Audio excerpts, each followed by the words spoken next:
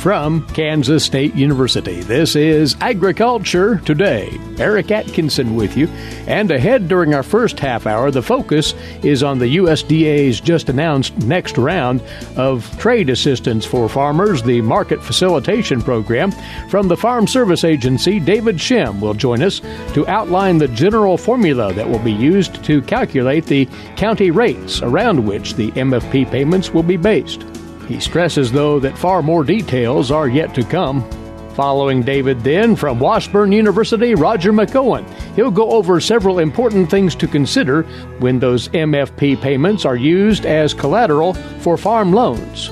He says those would likely be treated as farm proceeds in a lending situation. And later, with Stop, Look, and Listen, K-State's Gus Vanderhoeven. Right here on Agriculture Today.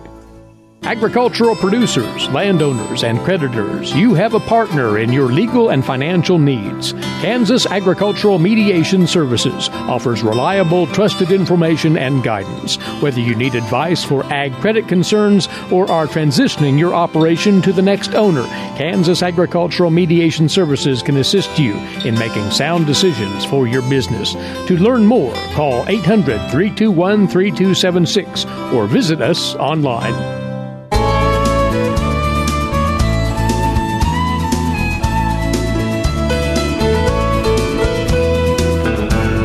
You're tuned in to the Wednesday edition of Agriculture Today, coming to you from the campus of Kansas State University. Welcome once more.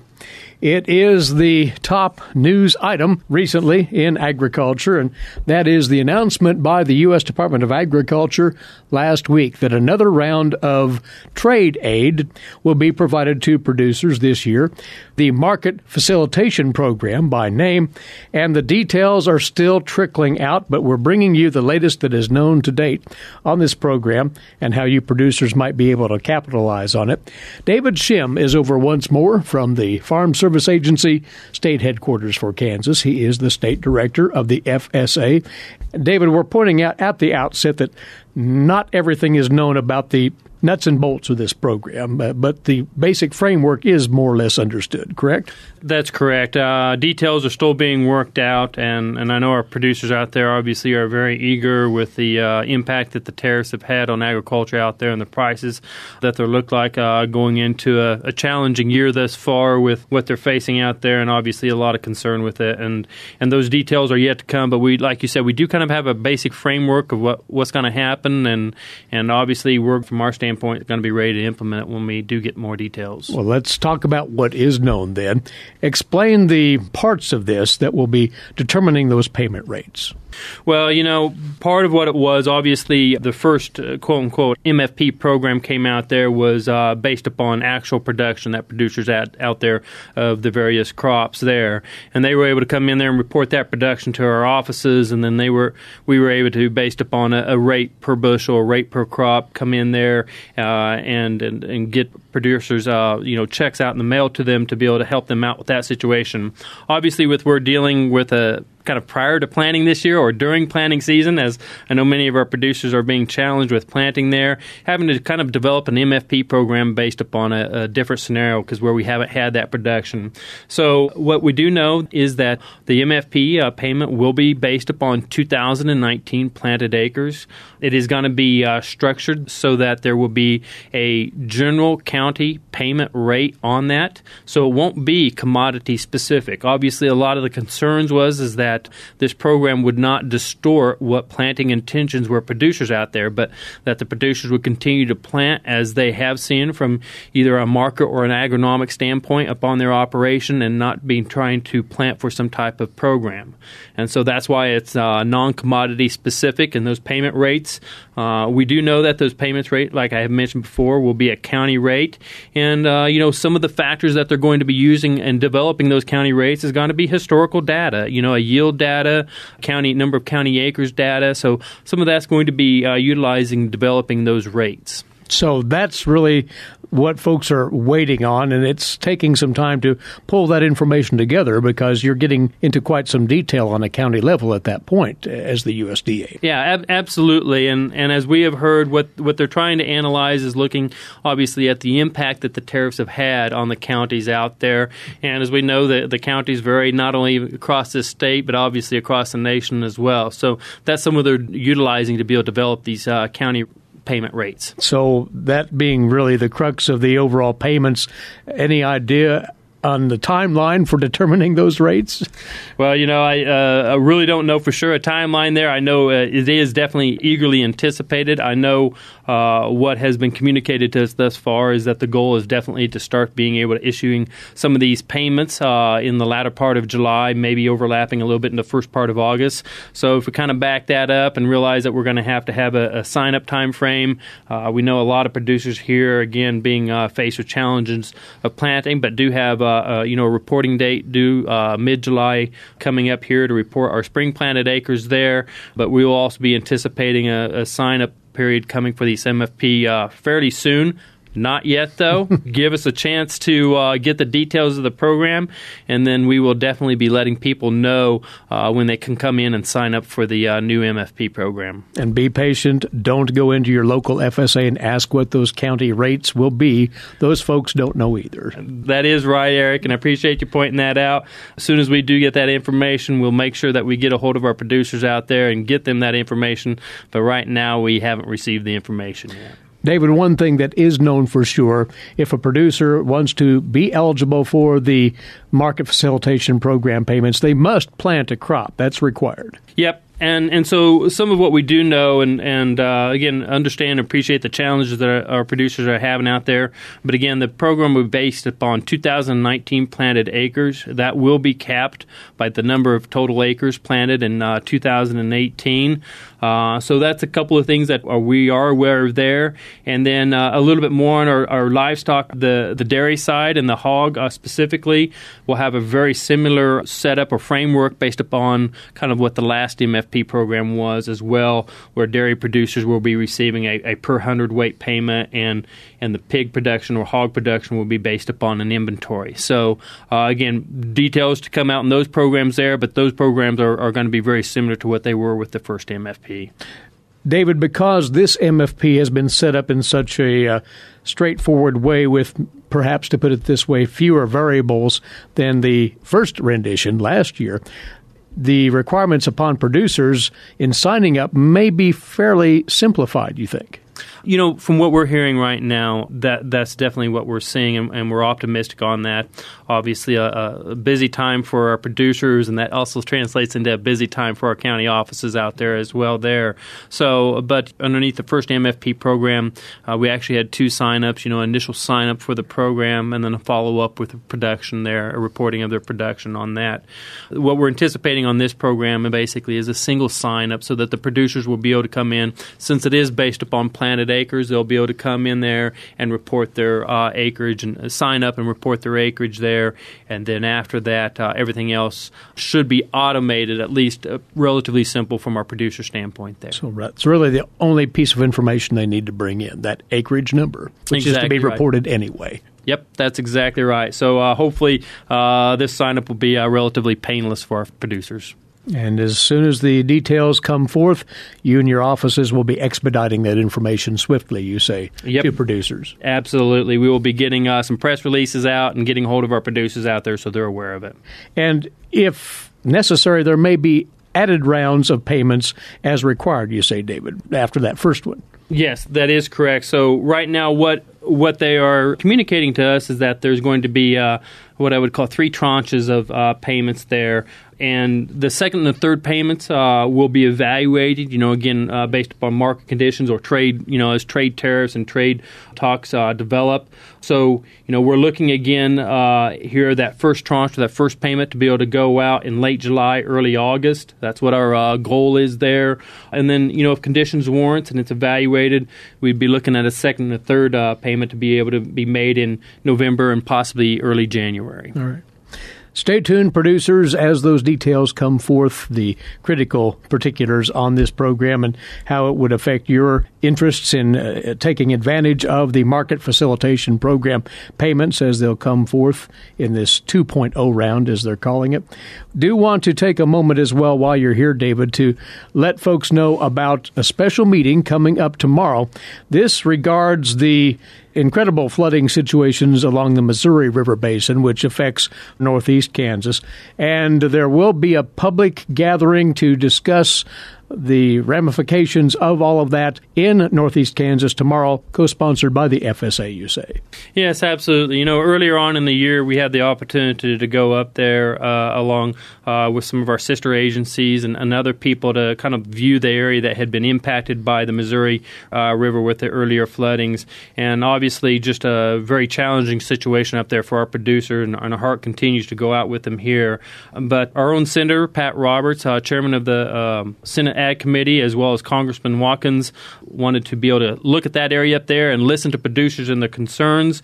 So we are working with them along as well, the Army Corps of Engineers, of course, FSA, NRCS, Rural Development, NASS is all coming along here to be able to look. We're going to have just a short flood tour that we're going to take, be able to go with the senator and the congressman and visit some of these areas that have been impacted. But then starting at 3 p.m. at the Highland Community Center, there will be an open forum, kind of town hall format, to be able to listen to what is going on up there, programs that various agencies have and how they're handling the situation, and obviously be able to take questions and concerns from the people up there being impacted by this flooding. So again, that forum is set for 3 o'clock tomorrow afternoon at the Highland Community Center there in Donovan County. And if this is a situation that is impacting you in any way, you're invited to attend and offer your input to the process of how the Missouri flooding will be managed from here forward. So take due note of that. Lots on your plate, David, and we will hope to have you back here soon with more of the specifics on that Market Facilitation Program as they come together. Absolutely, Eric, and we're eager to share it just as soon as we have that information. We'll be obviously wanting to get that out to our producers. We will hear from you then. Thanks for briefing us on what's known to date, and we will talk soon. David Schemm with us. He is the State Director of the Farm Service Agency here in Kansas. And once more, that is the very latest as it is known about Market Facilitation Program payment opportunities for you producers, the trade aid, if you will, that was announced by the USDA last week. We'll have more on this Agriculture Today in a moment on the K-State Radio Network. Agriculture and food systems are the main drivers of the Kansas economy, but must be improved in order to feed the world's growing population. How are we going to do so? Reduce food loss, find ways to preserve grasslands, and help families stretch their dollars. Global food systems is one of the 5 grand challenges K-State Research and Extension is addressing. To learn more, visit www.ksre.ksu.edu.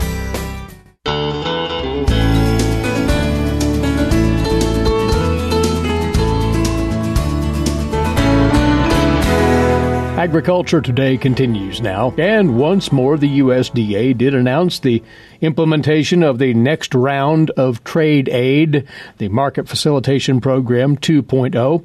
We heard some of the details earlier from the FSA's David Schemm, but here's another angle on this, that is those Market Facilitation Program payments potentially serving as collateral in a lending situation. Now, this has been looked at by our guest who's with us regularly, Roger McEowen. He is a professor of agricultural law and taxation at the Washburn University School of Law, as you know. And we'll get into how MFPs might be considered in this way, Roger, but just to set the table, there's quite a bit of case law in this area of government farm payments relating to lending situations, right? Well, that's one way to put it. There's quite a bit of confusing case law. I'm not sure that there is a great deal of consistency. The courts have been all over the board on this, and the revisers to Article 9 of the UCC, which is the governing provision in the Uniform Commercial Code, the governing chapter in the Uniform Commercial Code that deals with secured transactions, when they revised that back in the early 2000s, they really didn't do us a favor in terms of coming up with well-defined lines and rules for what government program payments are and how they're to be classified. So we still are stuck with this long line of confusing and inconsistent case law when it comes to trying to describe the myriad types of farm program payments and government program payments that have been created over the years. If you go back decades, you just list out, somebody ought to do it for fun sometime, all of the various types of farm program benefits that are out there and what they are and how they might be classified by a lender. And of course, that's the concern that we're talking about here, is because you have something that arguably is a substitute for crops that would be harvested. Are those proceeds of crops? So if a lender has an interest in the crops and it says in the security agreement, the financing statement, proceeds thereof are also to be included along with the crops, will that pick up MFP payments? That's the question that I was recently dealing with in a blog post. We have 1 year's experience with market facilitation programs. Does the manner in which these payments are handled for tax purposes give us any insight at all into how they might be construed as collateral for a lending arrangement? Well, for tax purposes, yes. In terms of how they're to be described as loan collateral, no, we don't have any case law on that yet, for sure. But for tax purposes, yes, they are not deferrable, as would be crop insurance payments and prevented planting payments. Those can be deferred because there's a specific code section in the Internal Revenue Code that covers those. But there's nothing that tells us that MFP payments could be deferred. Those don't fit within the 451 code section definition of the Internal Revenue Code to allow them to be deferred. So when you are in actual or constructive receipt of them, that's when you report them. From a lending standpoint, in terms of their description as loan collateral, no, we don't have any guidance. So we go back to all this old case law and take a look at how the proceeds question has been put before the courts and how they've answered it to try to come up with an analogy that fits the MFP situation based on what MFPs are described as from a regulatory standpoint. Then we can kind of surmise where they might fit and what a lender might need to do to make sure they're secured in those payments. At the hub of this is just what you mentioned, the proceeds as they might be described. What are those exactly when we consider this? Well, proceeds of crops and livestock in ag can take the form of crop insurance payments, prevented planting payments, storage payments, disaster relief payments, all of the types of government payments. And so the other thing that you have to worry about here is not only do you have the Uniform Commercial Code that tells us how to deal with all these types of things in kind of loose terminology, you have different state law interpretations depending on what state that you're in of the Article 9 provisions. So that's why there's so much case law on this, because there's no well-defined rules. And the courts have looked at this question over the years, and often the frustrating thing is they don't necessarily tell us what proceeds are. By defining what they are, they say, well, this is proceeds because it's not something else, which isn't entirely helpful. Completely helpful.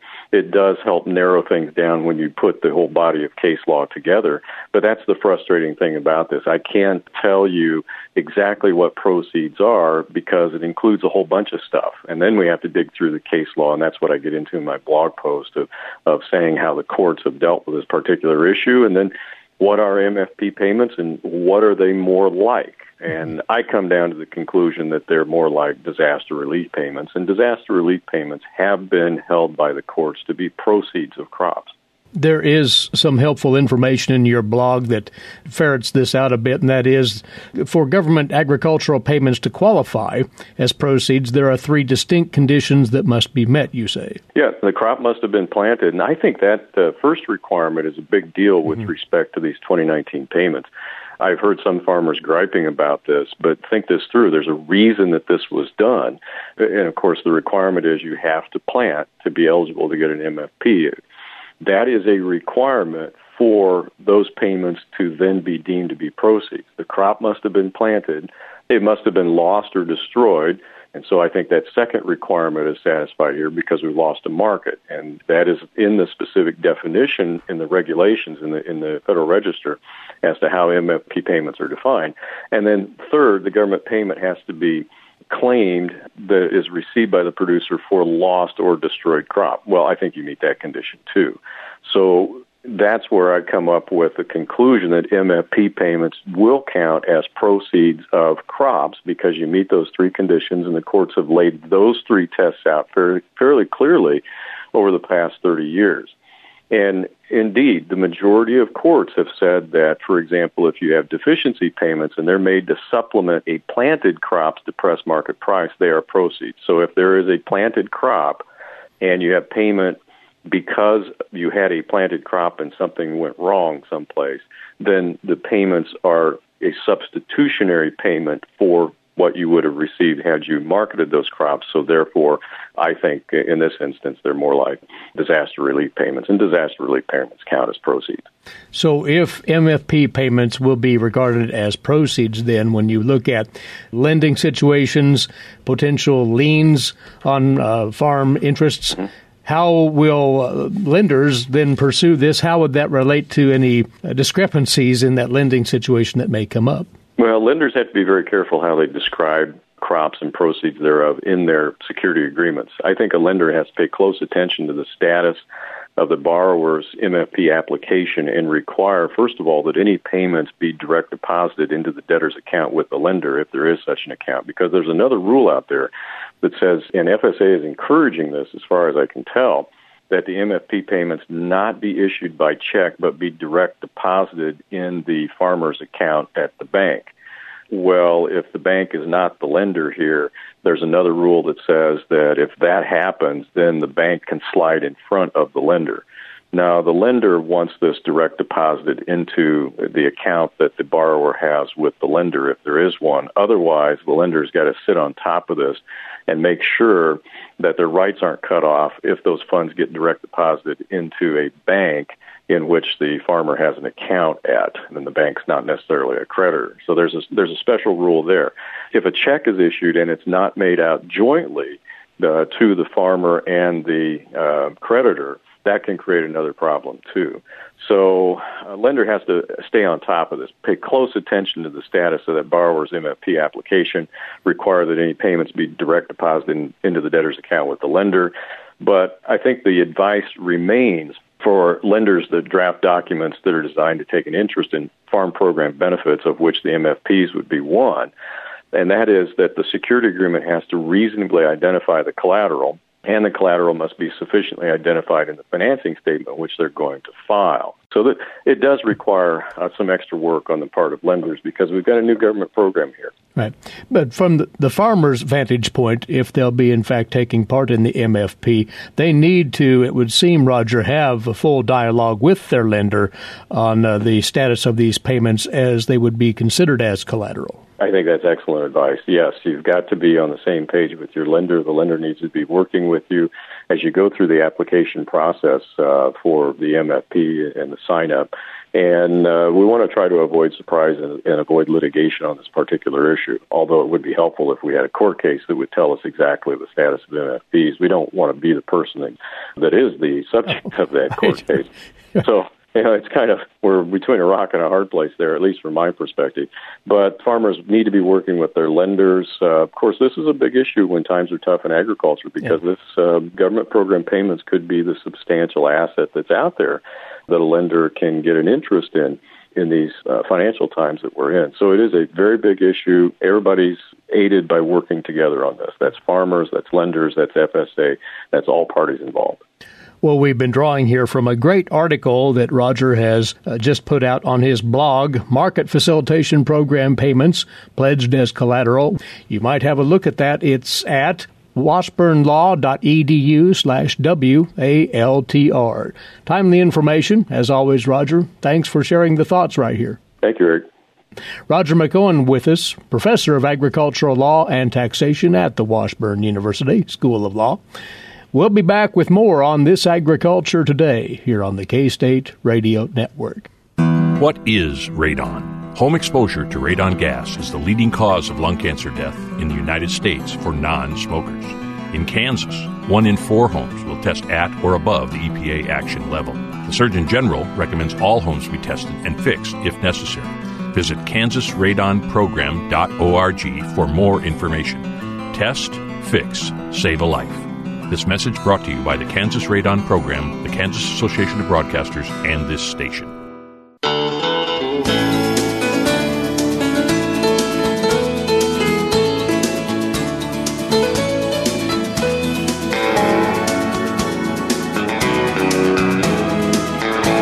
You're listening to Agriculture Today, coming to you from the campus of Kansas State University. Eric Atkinson here. Now, today's agricultural news headlines for you, courtesy in part of DTN.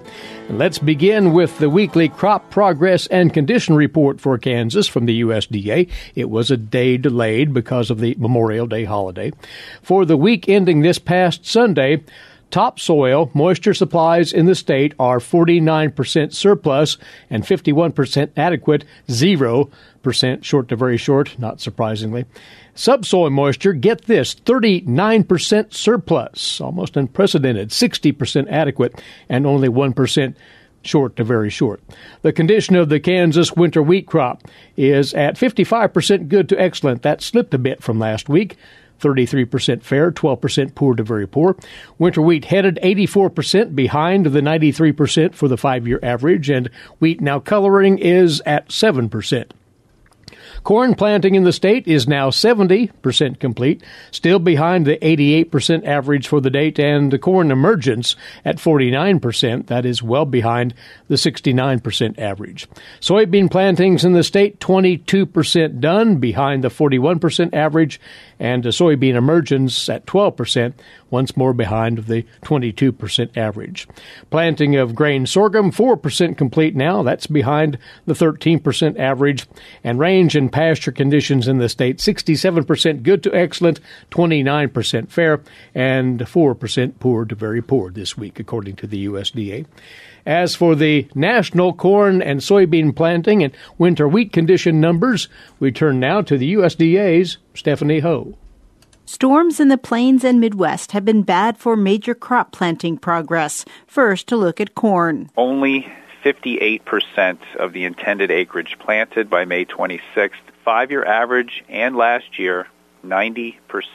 USDA meteorologist Brad Rippey says that is a record low number. Previous records set back in 1995, 67% of the corn planted on that date back in 95. He says his news about soybean plantings is not much better. It's very similarly bad when you look at the planting situation for beans. 29% planted by May 26th. 5-year average is 66%. Last year at this time, we were ahead of that at 74% planted. This is the second lowest soy planting number on record for the state. Rippey says cool weather has led to a slow-developing winter wheat crop. Just about two-thirds, 66% headed by May 26th, 10 points behind the 5-year average, 5 percentage points behind the 71% we saw last year at this time. He says there is still no measurable heading in Montana or South Dakota. That's fairly dramatic in South Dakota, where the 5-year average is 20% headed on May 26th. Meanwhile, he talks about the winter wheat condition. With some of the wetness in especially the soft red production areas, we are seeing a decline in condition. The percentage of winter wheat rated good to excellent down 5 percentage points to 61%. Week over week, and that compares favorably still, though, to 38% a year ago. 9% was rated very poor to poor, up a point from last week, but way below last year's 34% very poor to poor. This is Stephanie Ho for the U.S. Department of Agriculture in Washington, D.C. President Trump met with Japanese Prime Minister Shinzo Abe and local business leaders while in Japan recently, as you know. The president said he may announce something on a U.S.-Japan trade agreement in August, hinting that he would push for results well in advance of the 6-month deadline that he laid out earlier this month. Via Twitter, the president said that agriculture and beef were heavily in play in the talks. Japan is currently expected to hold elections for the upper house in July. Many have signaled the government will take the opportunity to dissolve the lower house at the same time, and given that, expectations are that it will be difficult for Abe to concede anything, particularly on agriculture, ahead of that vote. Now, Japan's Deputy Chief Cabinet Secretary Yatsuyoshi Nishimura later told reporters that there had been absolutely no agreement on getting the trade deal done by August. Meantime, Japan Economy Minister Toshimitsu Motegi held nearly 3 hours of talks with U.S. Trade Representative Robert Lighthizer last weekend. Quoting Motegi, "We agreed to work to get a deal done quickly." This Friday is the deadline for you producers of eligible 2018 crops to apply for a marketing assistance loan from your local FSA office. Here's more from the USDA's Rod Bain. Producers of eligible crops from last year have just days, this Friday, May 31st to be exact, to apply for crop year 2018 marketing assistance loans from USDA's Farm Service Agency. And that's for feed grains, upland cotton, soybeans, and minor oilseeds. FSA Administrator Richard Fordyce says the short-term financing gives producers options regarding marketing of crops and meeting interim cash flow needs. For instance, with soybean producers still with beans in the bin and no definite marketing plan, they can take those bushels. We will loan them a certain amount depending on what the crop is. Gives the producer some time, put some dollars in their pocket. They can pay some bills, look at other marketing options. And anytime during the period of that loan, they can market that grain and then pay that loan off. More details are available through local FSA offices and online, both at www.farmers.gov and www.fsa.usda.gov/price support, all one word. I'm Rod Bain reporting for the U.S. Department of Agriculture in Washington, D.C. And this, just across from DTN, the 2015 Waters of the United States, or WOTUS rule, may have suffered a final defeat, as a Texas court yesterday granted a motion for summary judgment to the American Farm Bureau Federation that sends the rule back to the EPA. The U.S. District Court for the Southern District of Texas ruled that the EPA violated the law in making changes to the final rule that were not proposed in the preliminary rule. In drafting the rule, the EPA relied heavily on a so-called draft connectivity report that included the agency's analysis of numerous studies on the connected nature of the nation's waters. After an EPA Scientific Advisory Board issued comments on that draft connectivity report back in October of 2014, the agency reopened the public comment period on the rule for 1 month.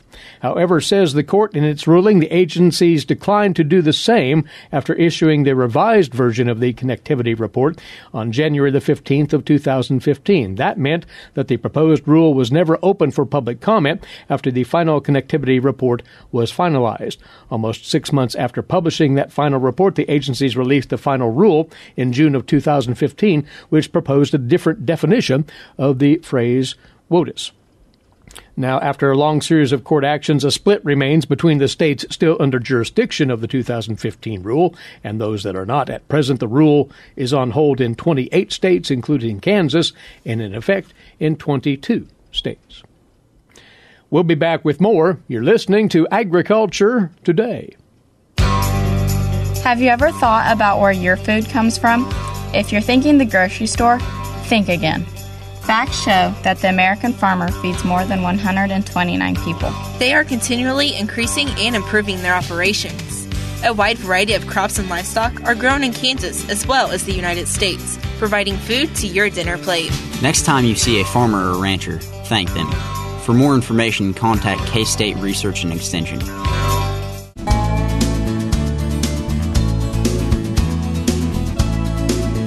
This is Agriculture Today. Stop, look, and listen.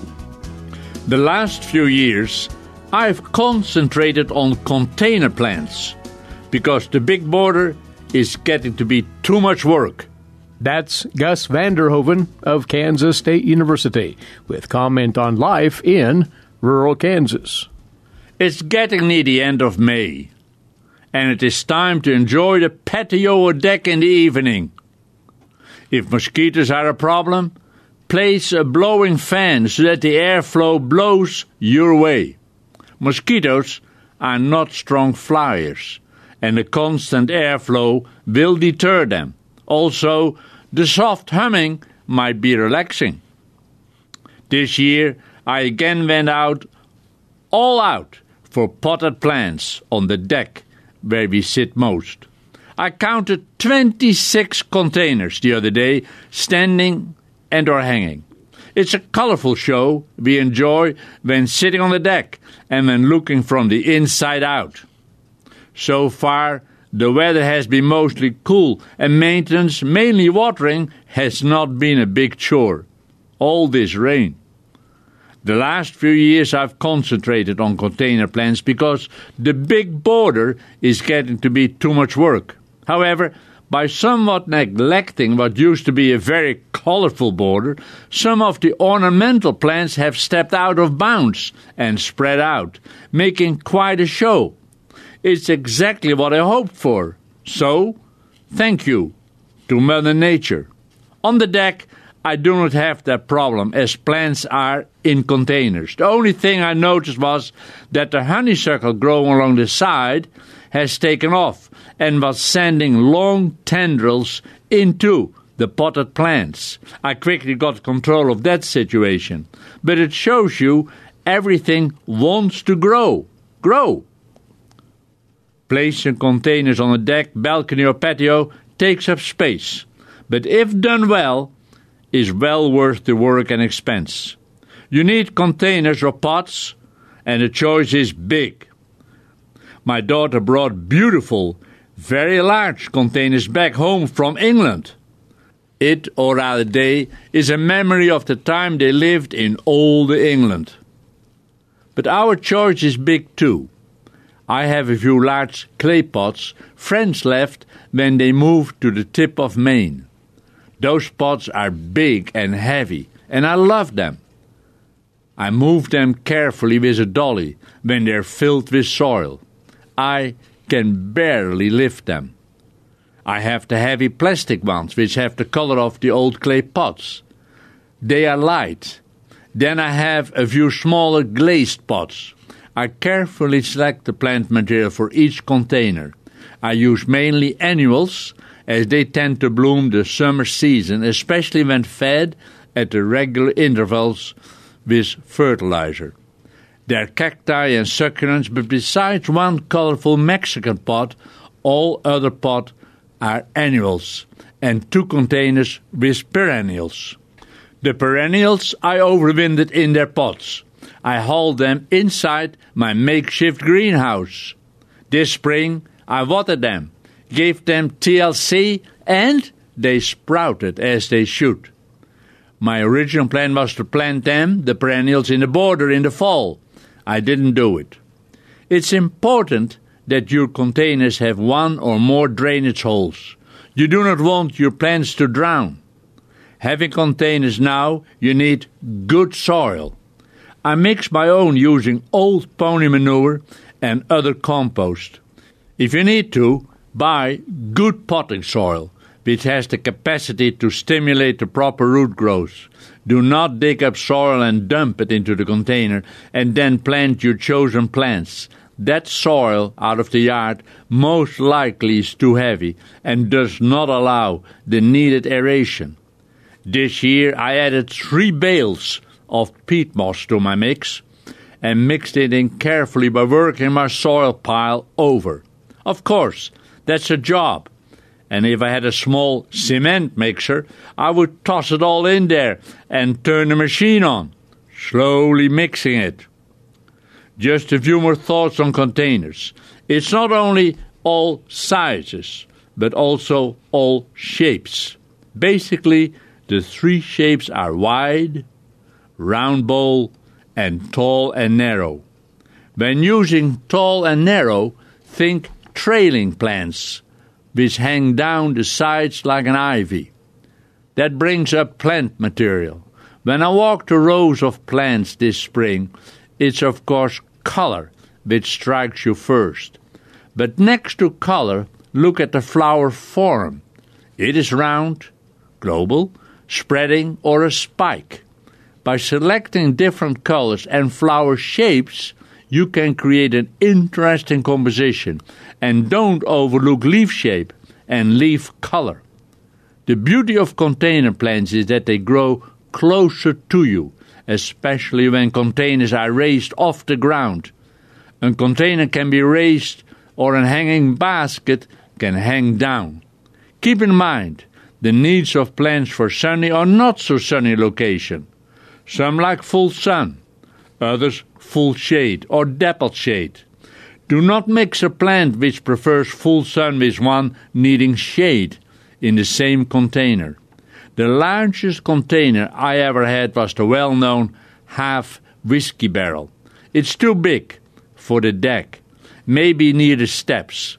Such a container one places in its place and then with the wheelbarrow loads, fills it up to the desired height, nearly full. The point is, one does not need a big garden space to have an attractive small yard. You don't only think horizontal, but you also think vertical. Deep, large, wide containers, good, organic soil, 2 parts sandy loam, 1 part sphagnum moss, 1 part coarse sand, holes in the containers. Select strong plants for the side, shade or sun.